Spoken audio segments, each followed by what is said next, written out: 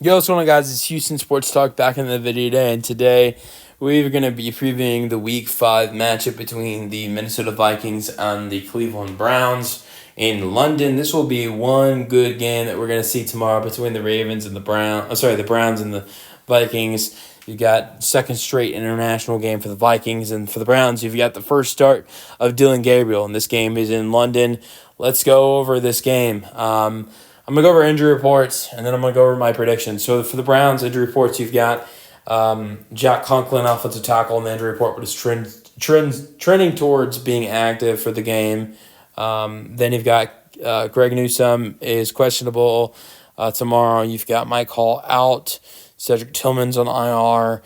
Obviously, Deshaun Watson's out, of course. And that's really it for the Browns. Then for the Vikings I think is a very, very bad injury report. You've got your fullback is CJ Ham is questionable. He's coming off IR, but it seems like Ham should be able to play for the Vikings tomorrow. JJ McCarthy's out, which means another start for Carson Wentz, a third straight start for Carson Wentz. And here's, I think, where is the really bad part for the Vikings injury report. Obviously, you know about Aaron Jones, and I think that's really tough for the Vikings because the Browns' run defense, I think, is the best run defense in the NFL. So you'd want the more talent in the run game you can get. Jordan Mason's a really good running back, but I think tomorrow will be a game where you might miss Aaron Jones because of how stacked of a run defense you're facing tomorrow. But I think this is what's going to really hurt you tomorrow. And when you're facing a D-line like the Browns, which has been just great this year, they've got Myles Garrett. This is not what you want to see on the injury report. Ryan Kelly on IR was placed on IR this Saturday due to concussion. He's had, 2 in the last 3 weeks. Then you've got Michael Jurgens out, has been ruled out with a hamstring. And you've got Andrew Van Ginkel's out again. But he's a linebacker, but he's a great linebacker. That really hurts the Vikings defense. You got Donovan Jackson, guard, out, won't play in Sunday's matchup because of a wrist injury. And you've got Brian O'Neill. He is going to be week to week with an MCL injury. It's another offensive tackle. Then you've got, just the list continues. Going back to the linebacker room, you've got Blake Cashman out, another stud linebacker. And you've got Zeke Corral, center on IR, was placed on Wednesday. And then Matt Nelson, offensive tackle, placed on injury reserve on Monday. I mean, listen to all those offensive linemen, and you're facing the Browns defense. That is not what you want to hear. All those injured offensive linemen and then playing the Browns defense. And I know people aren't going to want to hear this. People are not, I think a lot of Shador Sanders fans are not high on Dylan Gabriel. But I don't think it's going to take a very terrible performance. It's not going to take a very great performance by Dylan Gabriel tomorrow, in my opinion, for the Browns to win this football game. And going off, I said I was going to go injury reports, then prediction. That's what I'm going to do now. Give me the Cleveland Browns in this game. I'm sorry.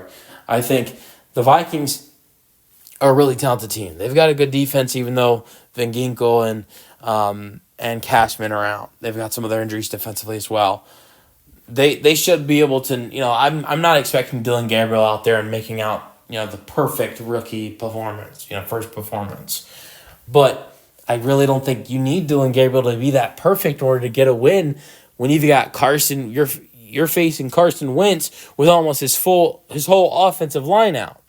So with all the offensive linemen that are hurt in this game, going into this game, and then you consider the fact that you're facing the Browns defensive line, Carson Wentz, a guy who I don't think can't get around and get away from pressure as good as he used to be able to do in Philadelphia.